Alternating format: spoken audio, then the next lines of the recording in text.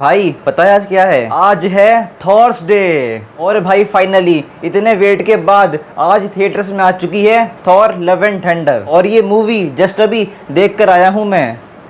Spoiler दूं? अरे रुको, चिंता मत करो, एक भी स्पॉइलर नहीं दूंगा। बस ये बोलूंगा कि मूवी ने मुझको डिसअपॉइंट तो नहीं करा, सिवाय कुछ कुछ जगह के। और इसीलिए आज अपन रिव्यू करेंगे थॉर लव एंड थंडर का और जानेंगे कि मूवी में क्या अच्छा था और क्या बुरा था। तो बिना कोई देरी किए चलिए बकवास शुरू करते हैं।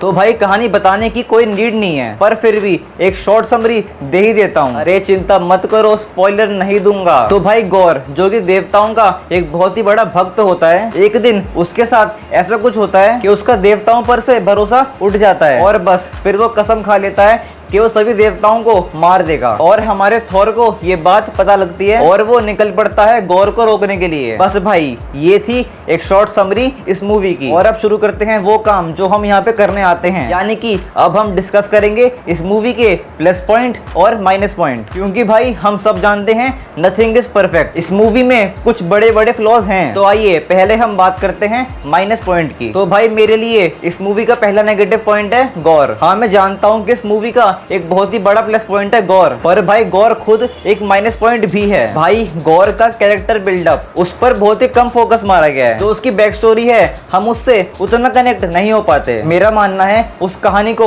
और टाइम मिलना चाहिए था ताकि हम उससे और जुड़ पाते। और भाई एक मेरे मन की बात, इस मूवी में गौर का स्पेस टाइम बहुत कम था। 2 घंटे की पिक्चर में वो कुल मिला के बस पौने घंटे के लिए है। लेकिन हाँ जहाँ जहाँ पर आया है भाई सब मजा आया है, पर उसको स्क्रीन टाइम और मिलना चाहिए था। और भाई चलो माना वो अलग बात है, लेकिन भाई उसकी बैक स्टोरी भाई वो तो मस्ट है, उसको और टाइम मिलना चाहिए था। एंड आई एम श्योर उसको दिखाया गया होगा अच्छे से और बाद में उसके ऊपर कैंची मार दी गई होगी। और भाई सेकंड पॉइंट है फिल्म का फनी टोन। भाई चलो माना कि ये पिक्चर टाइका वाइटिटी की है, लेकिन भाई उन्हें भी ये बात पता होनी चाहिए एक सीरियस सीन चल रहा है, उसमें बिना मतलब की कॉमेडी अच्छी नहीं लगती भाई। और ये बस एक सीन की बात नहीं है, फिल्म में ऐसे बहुत सारे मोमेंट्स हैं जहाँ पर वो फनी टोन डिस्टर्ब करती है। और भाई ये बात मुझको इस फिल्म की बहुत बेकार लगी। भाई 2.5 साल पहले जब इस मूवी का अनाउंसमेंट आया था तो भाई मैं बहुत खुश हुआ था। भाई रैग्नारॉक वो पिक्चर मुझको बहुत पसंद है, और जब मैंने सुना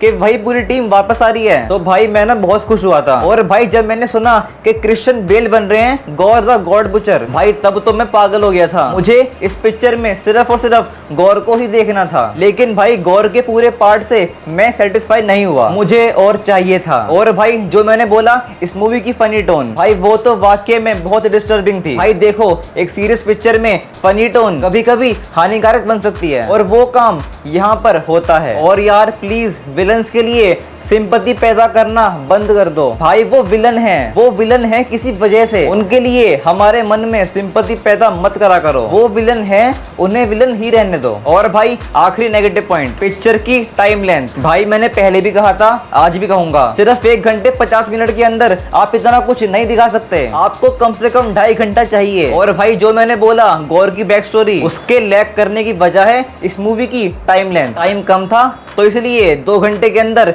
इन लोगों ने सारा माल समेट दिया। और हाँ भाई फिल्म की एंडिंग देखकर कुछ लोगों को मजा आएगा और कुछ को मजा नहीं भी आएगा। एंडिंग के लिए मेरे मन में मिक्स्ड फीलिंग्स हैं, एंडिंग से मैं संतुष्ट हुआ भी और नहीं भी। तो भाई चलो अब जरा तारीफ भी कर लेते हैं, वरना आप लोग बोलोगे कि तू तो बस बुराई मारता रहता है। तो भाई पिक्चर के प्लस पॉइंट में आते हैं VFX, screen play, BGM, action sequence, सभी का परफॉर्मेंस और इस मूवी का मिड क्रेडिट सीन। हाँ भाई 2 सीन हैं, एक मिड और एक पोस्ट, दोनों देख कर आना, दोनों बहुत काम के हैं। तो भाई सबसे पहले फिल्म के वीएफएक्स, भाई हम सब जानते हैं सीजी वीएफएक्स इनके बिना फिल्में इनकम्प्लीट है मार्वल की, और यहाँ पर सीजी का यूज बढ़िया है। सीजी वीएफएक्स डिसअपॉइंटिंग है ही नहीं भाई, विजुअली ये पिक्चर बहुत सुंदर है, इसका कलर टोन बढ़िया था, और बढ़िया हो भी क्यों ना, बनाई किसने है फिल्म। और भाई बीजीएम भी बेहतरीन था, सुनकर लगता है कि हाँ भाई ये बीजीएम बना है थॉर के लिए। बीजीएम एक गुड वाइब देता है। और भाई फिर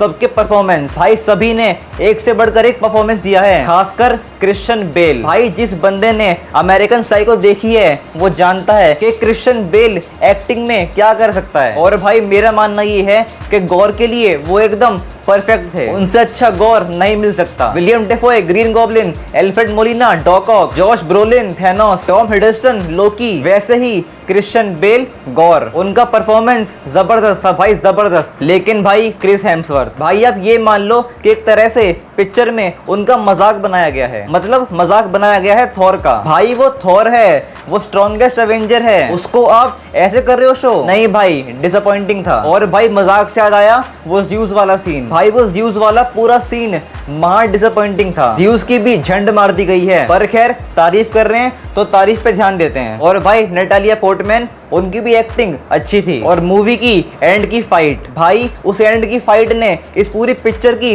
लाज रख ली। अगर वो एंड की फाइट ऐसी ना होती तो भाई बस।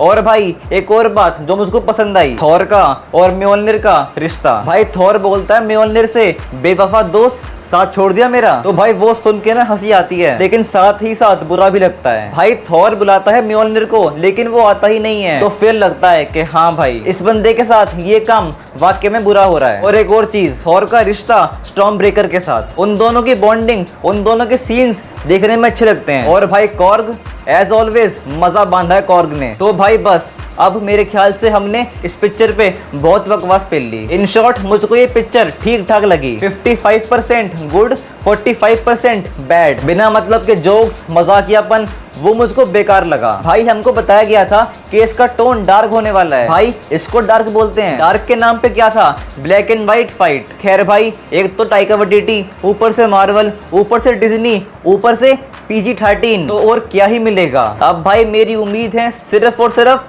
ब्लैक एडम से। भाई साहब ब्लैक एडम PG-13 में मजा बांधेगी, मैं लिख के दे रहा हूँ। और मैं जानता हूँ कि आप लोग हो MCU के दीवाने, अगर मैं नहीं भी बोलूंगा तब भी आप ये मूवी देखने जाओगे। पर लेकिन एज अ फ्रेंड मैं बस ये बोलूंगा कि भाई उम्मीद बहुत कम रखना, मतलब कि ज्यादा उम्मीद ना रखे। आप ये पिक्चर एक बार देख सकते हो। और जैसा कि मैं हर बार बोलता हूँ, मार्वल की फिल्में टाइम वेस्टिंग और मनी वेस्टिंग होती ही नहीं है। और भाई एंड करते हैं ये बात बोल के कि अब भी थॉर रैग्नारॉक बेस्ट है। और हाँ अगर देखने जाओगे तो इसके एंड में है 2 सीन्स, एक मिड और एक पोस्ट, वो दोनों मिस मत करना। और बस अगर आपने ये मूवी देख ली है तो कैसी लगी मुझको प्लीज बताना कमेंट्स में। और अगर ये वीडियो पसंद आई है तो इसको प्लीज लाइक कर दो और दोस्तों के साथ शेयर भी कर दो। और अगर मन करे तो मुझको ना फॉलो कर लेना इंस्टाग्राम पे और ट्विटर पे, जिनका लिंक डिस्क्रिप्शन में है। और हाँ भाई अगर आपको देखनी है हमारी लव एंड थंडर की अभी तक की सारी वीडियोस, तो भाई ये रही वो प्लेलिस्ट, जाकर देख लेना। हमने कर रखा है रिव्यू